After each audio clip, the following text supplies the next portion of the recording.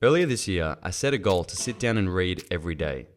I split it up into morning reading sessions and a quick read before bed. Since then, I have read one book every single week, and as a result, have improved my vocabulary, mindset, mental health, and best of all, I don't feel like a brain-dead slug anymore. This simple habit literally changed my life, so I'm going to talk about my top 10 books that can hopefully do the same for you. So dust off your books, because we're going back to school.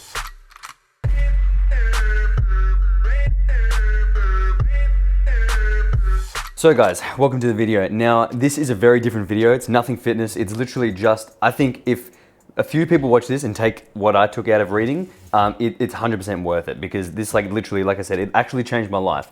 So what I thought I'd do today is talk to you guys about the top 10 books that I would recommend and give you guys a little bit of my thoughts on it, and even like a mini summary so you can see if it's for you. But I really want to just talk about the benefits that I got from reading every single day for like this whole year. So basically, if we do a bit of do a rewind back to when, let's go all the way back. When I was in primary school, that's when I read flat out, and it was awesome. I just loved it, bookworm. Got to high school, stopped reading because I stopped the dorky tendencies and started to care about what other people thought too much. So I kind of put that in a box, didn't really revisit it again. But my vocab was actually really good from an early age because I always read. Anyway, then fast forward to the summer of 2018 when I started reading again, and that's when I started reading Goggins Can't Hurt Me, which we'll talk about in a second. And that was really good. I made a whole video on my new morning routine, and I was reading every morning, and it basically ignited a spark of just made me more motivated to train everything. So I was really smashing it. Problem was, it actually did it a bit too well because I ended up training myself into the ground and needed a rest. So I ended up falling out of the habit and stopped reading. And then only in the beginning of this year, basically COVID time, when Ross Edgley sent me his book, The Art of Resilience, then I started reading again every day. And I was and I remembered the benefits, and I was wow, this is actually awesome. So I literally went down a rabbit hole since April and have read a book a week for the whole year. And it's been, I can't tell you guys how good it's been. For my mental health, everything, stress, the way that I see just other people, myself, and the world. I know it sounds real weird, but it just has changed my perception on things. So overall, I would say it's increased happiness and made me a bit more aware of what's going on. Because once you guys start doing this and building these habits, it's just so much better. So a bit of context, back when I was in uni, I had a little bit of anxiety at uni. I'd literally go to uni and would be full on anxious, and sometimes have the odd panic attack, minor, but overall it was just underlying anxiety every single day, worrying about the future, worrying about this, that, whatever. And it was really shit. So I've had a little bit of that in the past, and it's always kind of half lingered. As a result of that, any reading of a self-development book or something that would get me to think about myself, or even just have those confronting chats with myself, would give me serious anxiety. So some of you out there may be watching as well thinking if you pick up a book about say success or mindset, it might be too confronting to actually get through it, and it'll actually make you feel worse in the beginning. And that's exactly what happened with me. But now it's most of the stuff. It's 50% or more of the stuff I read. I actually read, I'd say now is 90% self-development stuff. And not about just money. That's just not a thing. It used to be, I used to be focused on that. But for now, it's mainly just about being able to have different perspectives on life and increase your happiness and enjoyment, reduce your stress, which is what it's all about. So that's why I thought it's so important for me to make this video for you guys, because I know for a fact that so many people will be in the situation where I was mentally before, and then you can come out of it and be so much better. And so what I'm gonna do now, like I said, is I'm gonna get through my 10 books that I would recommend you guys to read and why.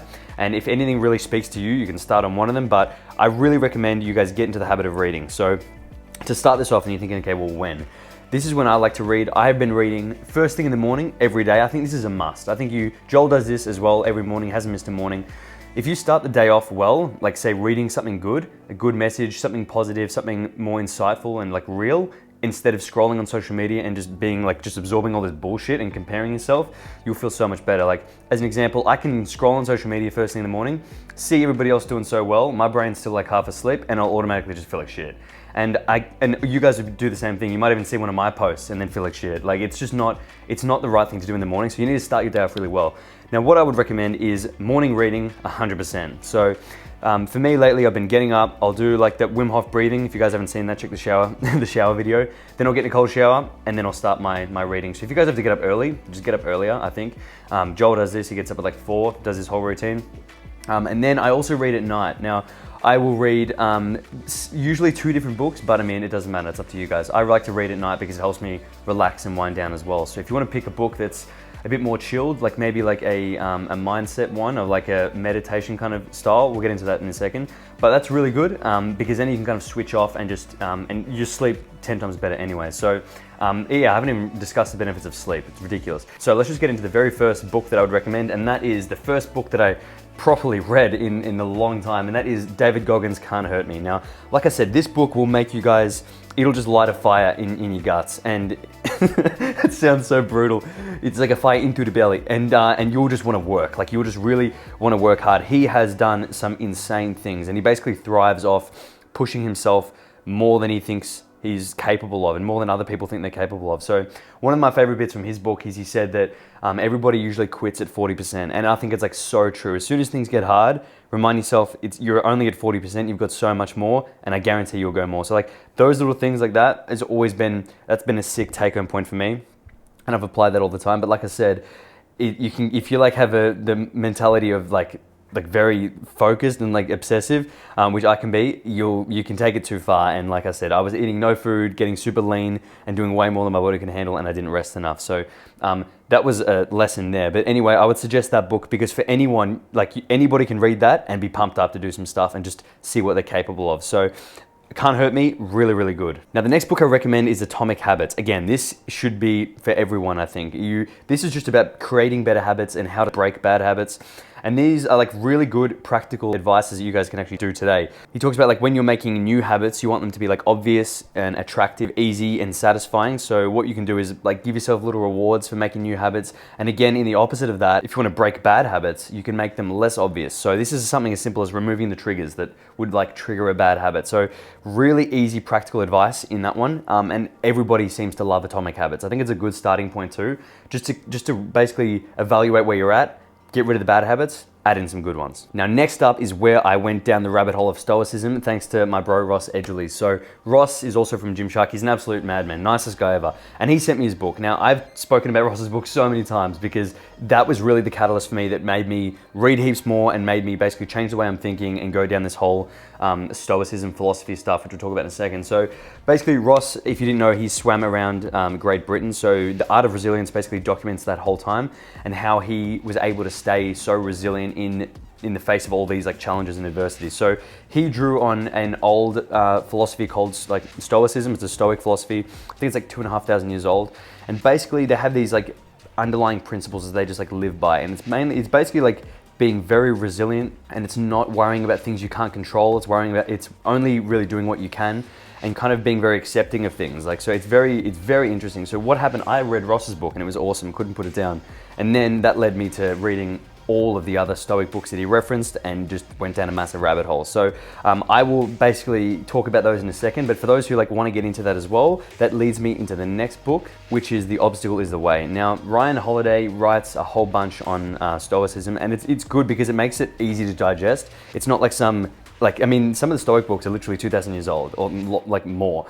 So you're trying to read them, you're like, what the fuck, what does that even mean? But like in Ryan's books, it's very practical and it's modern as well. So I really enjoy The Obstacles Away. Basically, it's talking about how when you see obstacles in everyday life, you can look at them and then accept it for what it is and then like roll with it and actually love it. And it's kind of like whatever life throws at you, you can kind of just deal with and even make the most of it. So that's about turning obstacles into actually like thriving off them. So he kind of says in the book that you can thrive off obstacles and challenges, and that's kind of the only way to kind of get ahead and succeed is you want these obstacles. So it kind of changes the way you see challenges and anything you think is like your goal, and then you'll get stopped by something, and then he's saying that something that stopped you was like the whole thing you need to focus on. Like that's the reason that will kind of get you there. So it's very cool, but like I said, it's super practical. So you guys can just like read that and then take the advice from like in a modern kind of interpretation, which is good. Yeah, so just like as a bit of a reference, this is one thing I highlighted from Ryan's book is what matters most is not what these obstacles are, but how we see them, how we react to them, and whether we keep our composure. Remember, we don't get to choose what happens to us, but we do get to choose how we feel about it. And there's just no benefit to choosing any other feeling than good. So he basically draws on the Stoic principles of just like kind of rolling with it and kind of like loving it. But at the same time, it's like you can choose your attitudes, and that's the only thing you are in control of is like your decisions and your attitudes to things. So it's a good intro into that. Another really good one is also by Ryan and I think someone else, I forget, but that's the Daily Stoic. It's like separated into 365 days, and then each one of those has a little like lesson from old Stoic like passages, and then they'll like talk about it and interpret it. So that's really good because you can read the old stuff like in its original form and then kind of see if you can break down what it means yourself. And then below that, it's got a paragraph of like what they would interpret it as, or like in a modern day sense, which is like super helpful. And that's something you can just read. I mean, you're meant to read like one of them every day, so it's like a little calendar, but I just read it all like in a week, I think, because it was really, I just couldn't put it down. These principles are like repetitive and you'll hear them again and again when you read like these kind of books, but it's good because it kind of ingrains it. So I think that's the only way to really learn properly. The next book I would recommend is Happy by Derren Brown. Now this was a long book, but it had so much good information in it. Like, I think I finished this one super quick because I couldn't stop reading it. It is kind of a tough pill to swallow in some of these ones because some of the chapters in the book are pretty dark. Like sometimes they talk about death and they talk about like all these different things, but I feel like, again, everybody should read this because he took it from a different angle and he actually really criticized positive thinking, which I was like, whoa, I've never seen that before. He basically tore The Secret to shreds. Like, I don't know if you guys have heard of that, but it's basically like, and I'm gonna butcher it now because I haven't actually read it, but from my understanding, it's basically saying like you're praying for, like putting the good energy out to the universe and hoping, telling it what you want, and then it'll like come to you in a sense. Which, I mean, there's merit to doing it, but he says that if it doesn't work out, the positive thinking will suggest that it's because you didn't think good enough. It's because you didn't, you know. I mean, if you're gonna say that if you want something, go out and get it and do the work, then yeah, it's common sense. But I've seen a lot of people get caught up in The Secret, like in that positive thinking and like putting everything into and expecting shit to just happen for them. And it's like, well, I wouldn't really see it that way. But anyway, in Happy, he kind of talks about like what are the things that make people happy, increase happiness. What are the kind of things that we've been led to believe that aren't, like, that may not be right, which I found this super interesting because he said that we are led to believe now that everybody should be 100% happy all the time and they can get there. And then he's saying, well, you probably can't. But what you can do is be happy a lot of the time and be content a lot of the time, because, and he kind of puts it like, there's a graph. Here's your desires and like what you want, your goals, and here is what life's gonna throw at you. And it's literally gonna be pulling it down all the time. And all you want to do is maintain that balance. You can't just have your goals and desires and be winning all the time and then that's it. You're always going to get some kind of random event, something's going to happen and you're going to have to deal with it. It's going to throw what you thought you wanted. And then you have to kind of think, okay, well, how do I deal with that when I get to that? So that's why I thought that's really important. Like, in the sense for me, like, imagine if I'm thinking about what I want to get out of, like, say, the career goals now, and I start thinking about, I really want to do this YouTube thing. I want to keep smashing it. And if I put all my energy into thinking that, and that's going to make me happy, what if YouTube just crashed one day and then I couldn't make any more videos, and then that completely pulled that out? What do I just like have to deal with it then and just give up and then be miserable and like depressed? No. So I guess you're thinking about these things early on so that you can actually be equipped to deal with it if and when you get some like massive spanner in the works that life just throws at you. So I thought that was a really cool way of dealing with it, because like most people just are very deluded in the sense of like positive, this is what I want, this is what I'm gonna go get it, that's gonna make me happy. And then he's kind of saying, well, okay, that's good, have aims, shoot for it, but don't be attached to some goal and think that's gonna make you happy. Because he says, it's like money to a certain degree will increase happiness, and then thereafter it won't. You get so used to things so quickly that if you're not doing this kind of stuff and really reading into things and being self-aware, you guys literally will be kidding yourselves until you hit the point where you think you wanted something and you're like, it's not as good as I thought. So it's a good book, but it's just, there's a lot in it. Like, there is seriously a lot to it. Now, moving away from the Stoic, because he draws on Stoic principles as well, which I think is really good, but he also like criticizes them. So that's why I thought it was a good read, because it's not just one-sided. He will look at something, take something, criticize it, which is very helpful. Now, next couple of books are by Brendon Burchard, and is he a motivational?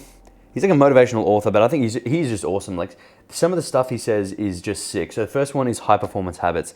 He basically studied high performers, looked at their habits of what they do, the most common ones, and then wrote a book about it. So it's simple, but it is insane how real these things are and how applicable they are as well. So, for example, high performers imagine a positive version of themselves in the future, and then every day they ask, what would my future self do? Like, what would my best self do, kind of thing. And that's like an easy mantra, very applicable advice. They're all like actionable instructions, like surround yourself with the best people, master transitions, which is really interesting. It's like transitions from doing one task to another. You got to master those. So for example, if I'm like checking emails and then doing emails for an hour and then I've got to go film something, if I go and just quickly run and film something, my mind's still stressed with email. So he says, take a minute, take 2 minutes, like transition, relax, reset, and then smash it. And then that for me was huge, because from doing one thing to then moving straight to the other, that was always my habit. And then my mind's a little bit scattered and all over the place. So for me, that was absolutely awesome. And I would read that book again. Again, his other book, Motivation Manifesto,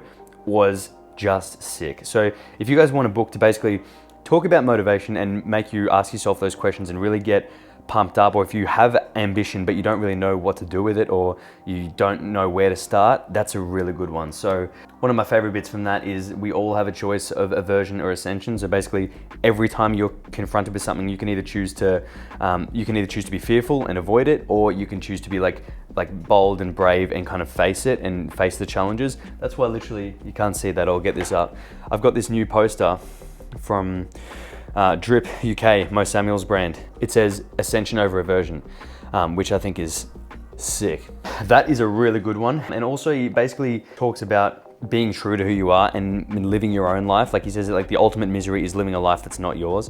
And that was real relevant for me back like when I was at uni, because the things that that's why I think I was so anxious, because when I was like at uni studying commerce, and then my mind wasn't there and I really did not like it. But I thought, is this kind of what I have to do? I wanted to do what I'm doing right now. Like that was like the end goal, but I felt like I couldn't. So I was kind of living like two weird lives. And I think that incongruence like made me feel just shit and anxious all the time, because I didn't know what I was doing. You know, like I wasn't really true to like who I was.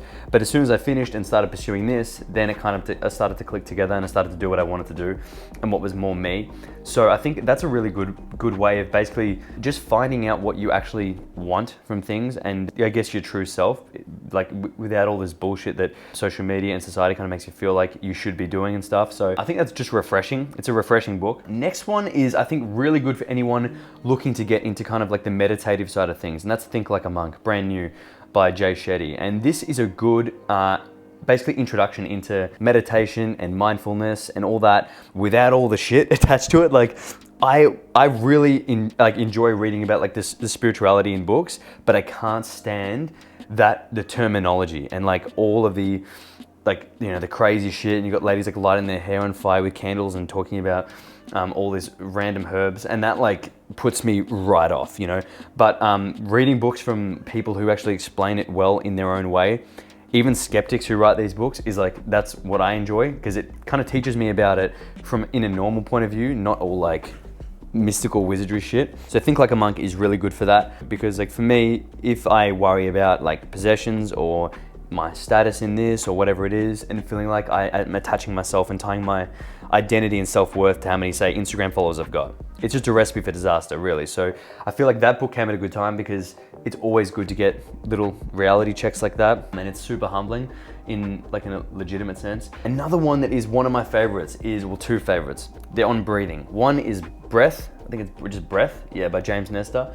And the other one is Wim Hof Method. So Breath basically talks about, this is so interesting. Like I think everybody should read this book. It talks about how important breathing is just for people, and how we've been doing it wrong like for ages. I think everybody breathing through their mouth and eating super soft food has led to sleep apnea, and people's jaws literally are sinking back like there. So instead of like my chin being here, it'd be like back there. And that's from mouths getting smaller because of all these things that we're doing wrong. So it's actually freaky. I was like, shit. So that's a really good book to get into, especially because he starts to talk about different kinds of breathing techniques and why you should practice breathing literally every day. And then that leads me to Wim Hof, which is just one method of that basically, which is super helpful. Like that was a game changer for me.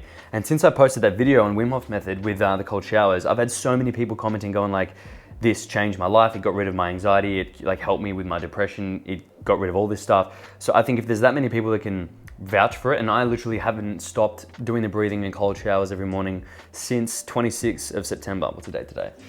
It's been a long time. So nearly a couple months straight, haven't missed a day.